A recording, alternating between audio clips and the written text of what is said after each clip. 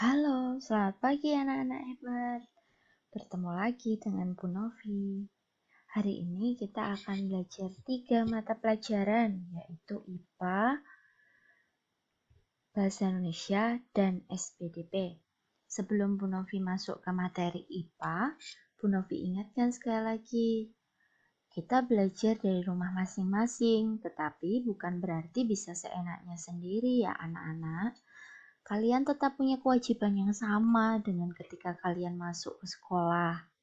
Nah, ada beberapa anak yang mulai tidak disiplin dalam mengirimkan tugas.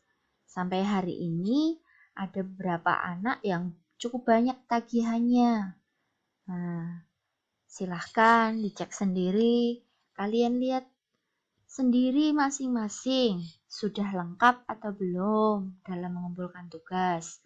Kalau belum, Bu Novi harap kalian bisa segera melengkapi. Mengapa?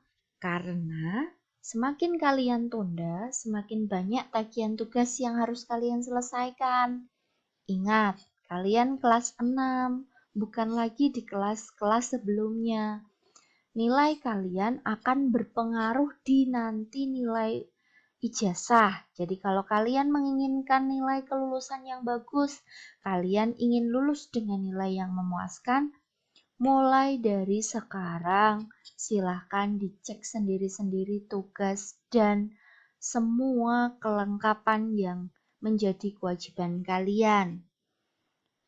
Bu Novi memberi kesempatan kalian tanpa Bu Novi tagih secara nama per anak. Tapi nanti jika kalian masih tetap tidak melengkapi tugasnya, maka akan Bu Novi tagih sesuai dengan namanya, berikut dengan tagihan tugasnya. Itu tadi saran dan informasi dari Bu Novi. Hari ini untuk muatan IPA kita akan membahas tentang pelestarian hewan dan tumbuhan. Sebelumnya kita sudah belajar tentang perkembangbiakan hewan dan tumbuhan. Nah, hewan dan tumbuhan itu akan tetap lestari jika diusahakan. Lestari artinya tetap bertahan atau tidak berubah seperti aslinya. Nah, kita akan mulai masuk ke materinya. Disimak baik-baik ya anak-anak. Pelestarian hewan dan tumbuhan itu dilakukan dengan 2 cara. Yang pertama adalah pelestarian in situ, yang kedua adalah pelestarian ex situ. Nah, apa itu artinya? Yang pertama, pelestarian in situ. Ada kata in situ, in artinya di dalam. Berarti pelestarian in situ itu adalah pelestarian yang dilakukan di habitat asli hewan atau tumbuhan tersebut. Di habitat asli artinya di tempat tinggal asli hewan atau tumbuhan itu. Jadi tidak dipindahkan ke tempat yang lain. Contoh pelestarian in situ adalah suaka marga satwa, hutan lindung, dan taman nasional.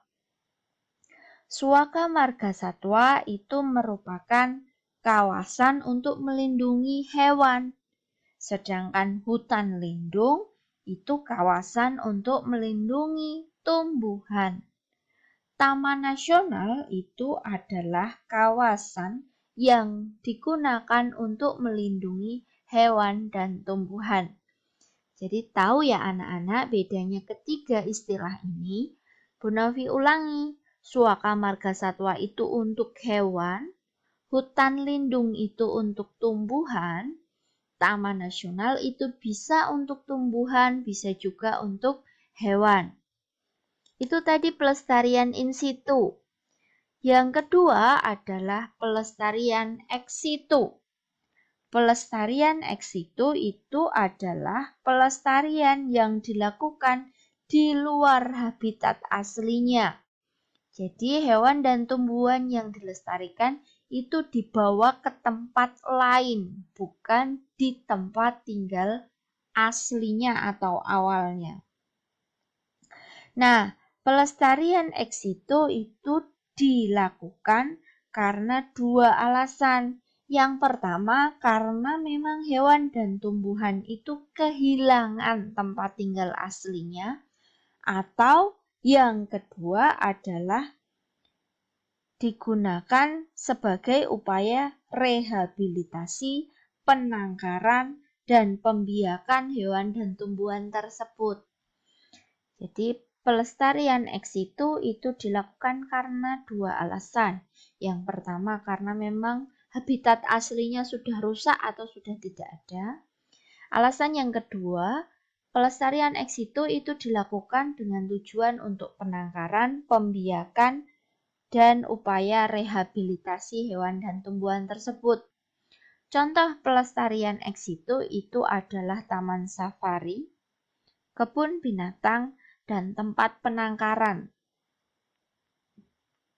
Nah, itu tadi dua cara pelestarian yang dilakukan untuk melestarikan hewan dan tumbuhan agar yang langka tidak menjadi punah. Nah, beberapa usaha pelestarian hewan dan tumbuhan yang dilakukan. Yang pertama adalah melakukan penangkaran hewan langka dan penanaman bibit tumbuhan yang sudah langka. Di situ ada kata penangkaran. Penangkaran itu adalah atau artinya adalah dikembangbiakan atau ditangkarkan, diperbanyak gitu, sehingga menjadi tetap ada. Contoh tempat penangkaran itu adalah penangkaran penyu yang ada di Sukabumi, penangkaran rusa yang ada di Gunung Kidul. Tujuannya sekali lagi agar populasi hewan tersebut tidak punah.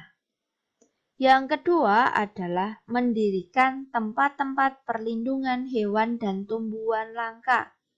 Tempat perlindungan hewan dan tumbuhan langka itu bisa berupa suaka marga satwa, cagar alam, kebun binatang, dan taman nasional.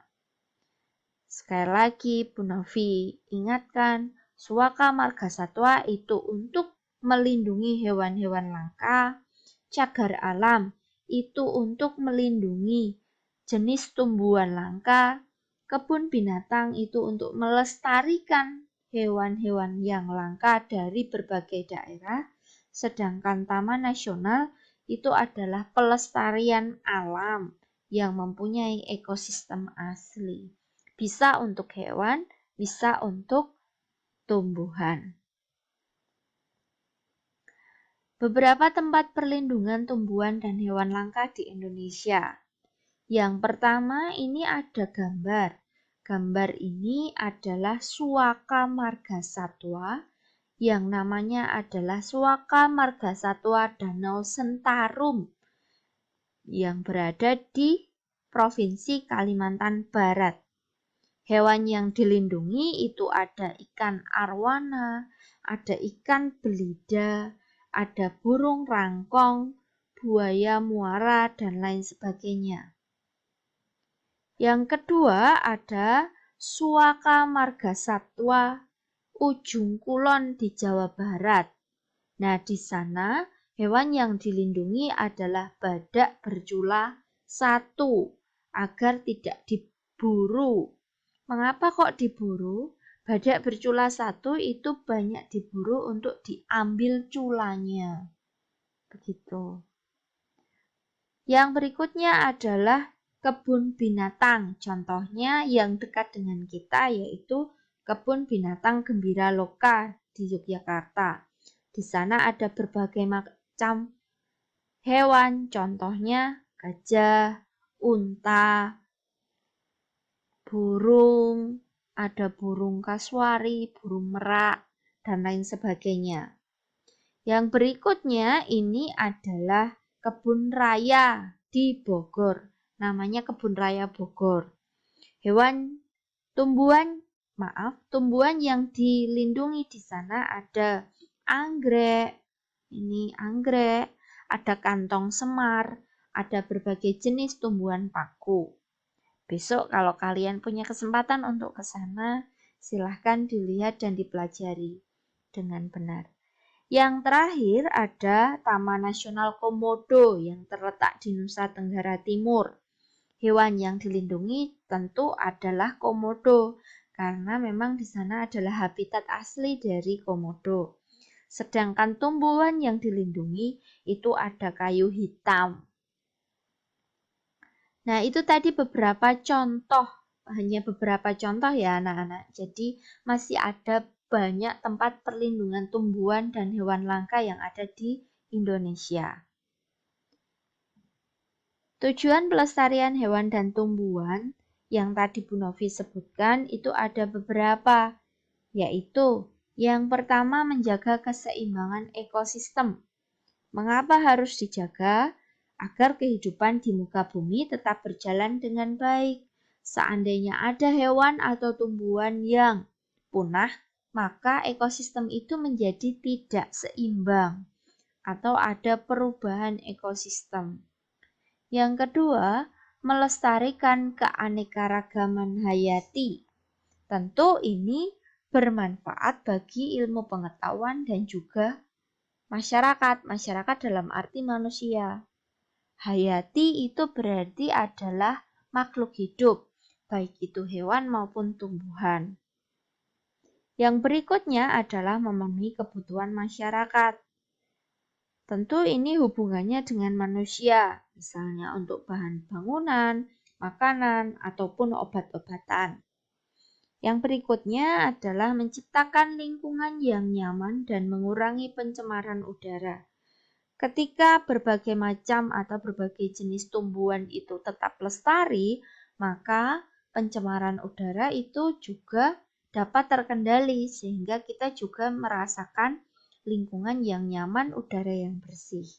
Yang terakhir, dapat dimanfaatkan sebagai tempat rekreasi. Contohnya yang dekat dengan kita adalah Kebun Binatang Gembira Loka. Bu Novi yakin kalian pernah ke sana.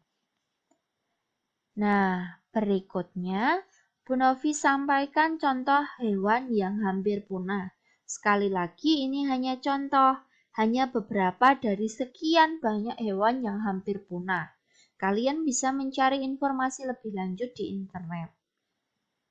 Yang pertama ini adalah gambar badak Jawa.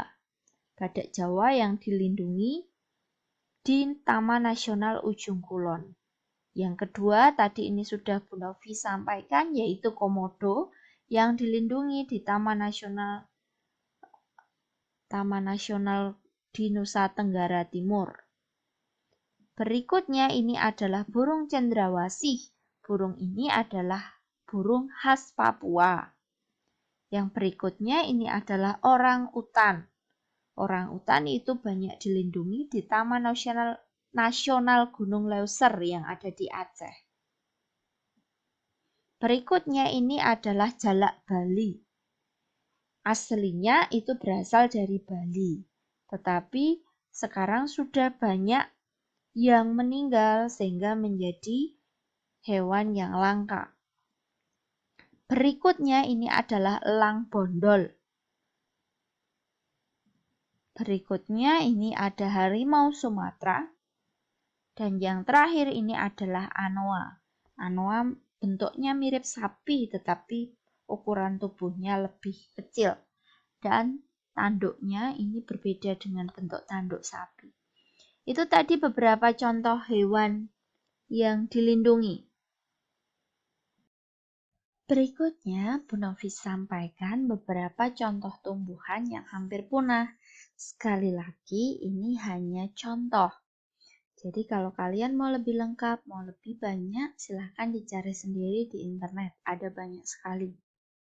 Yang pertama adalah seperti ini bentuknya, namanya adalah Rafflesia arnoldi. Rafflesia arnoldi ini hidup di Taman Nasional Bengkulu. mempunyai ukuran dengan diameter bunganya itu mencapai 1 meter. Nah, Rafflesia arnoldi ini merupakan tumbuhan parasit yang memerlukan inang untuk hidupnya. Inang itu adalah tumbuhan lain yang makanannya itu diambil sebagian oleh Rafflesia ini. Saat ini kondisi Rafflesia arnoldi sangat memprihatinkan karena jumlahnya yang menurun drastis setiap tahunnya.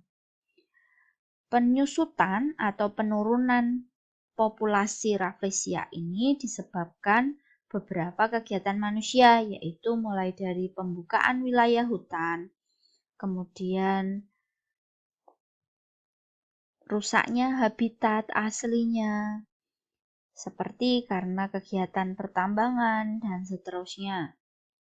Yang kedua, yang seperti ini bentuknya, namanya adalah bunga bangkai raksasa atau suwek raksasa atau batang krebuit. Ini nama yang sama artinya.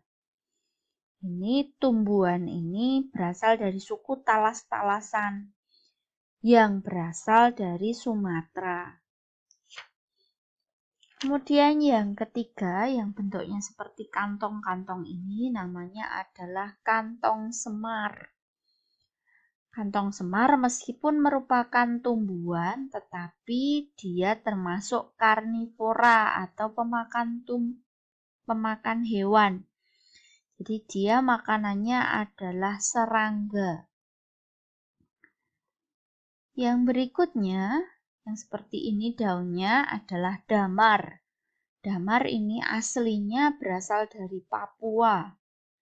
Damar ini banyak dicari manusia karena memang nilai jualnya yang tinggi atau mahal harganya. Yang berikutnya yang pohon dan bentuk daunnya seperti ini namanya adalah cendana atau cendana wangi. Nah, cendana ini banyak digunakan sebagai rempah-rempah, bahan dupa, aromaterapi, campuran parfum, dan sangkur keris atau warangka. Nah, cendana ini merupakan tumbuhan parasit pada awal kehidupannya. Kemudian yang berikutnya ini adalah anggrek. Karena warnanya agak kehitaman, maka ini disebut sebagai anggrek hitam. Habitat aslinya ada di Pulau Kalimantan. Tetapi saat ini penurunan jumlahnya cukup besar. Karena luas hutan di Kalimantan itu sudah banyak berkurang. Sekarang anggrek hitam itu banyak ditemui di cagar alam Kresik Luwai di Kalimantan juga. Berikutnya ini masih anggrek, namanya adalah anggrek tebu yang banyak bercak-bercaknya coklat.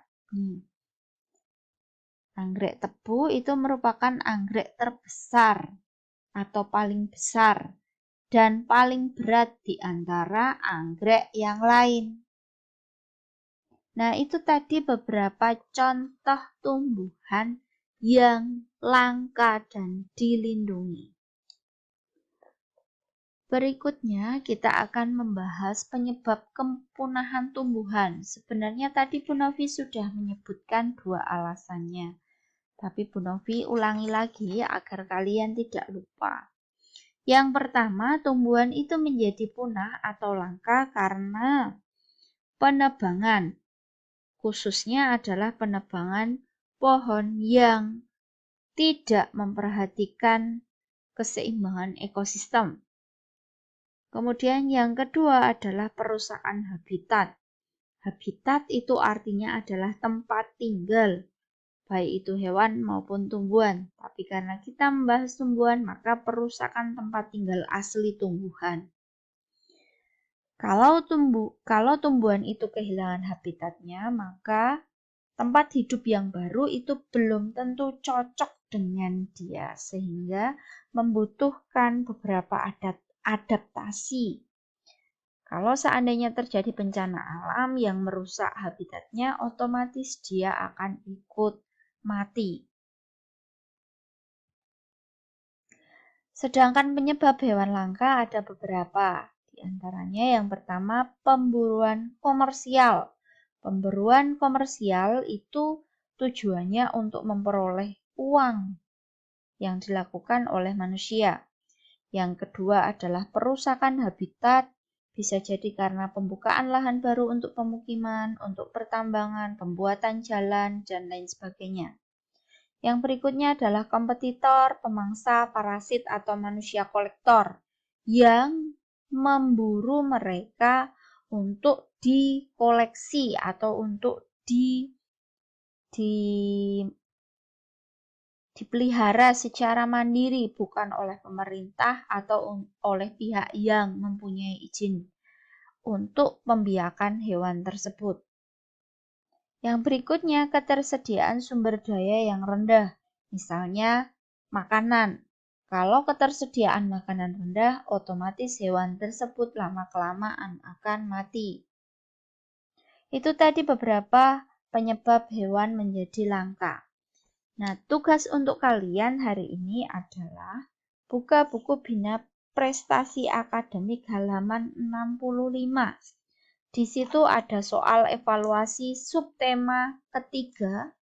Kalian kerjakan yang muatan pelajaran IPA nomor 1 sampai dengan nomor 5. Soal tersebut dikerjakan di buku tulis tematik, bukan di buku BPPT-nya. Jadi di buku tulis tematik. Dan hasilnya dikirimkan paling lambat kepada Bu Novi Kamis 6 Agustus 2020. Jangan sampai lupa dan jangan sampai terlewat. Jika kalian ada waktu untuk mengerjakan, segera selesaikan hari ini agar tidak banyak tugas yang tertumpuk. Demikian penjelasan dan tugas hari ini untuk IPA. Selamat belajar dan selamat mengerjakan. Terima kasih.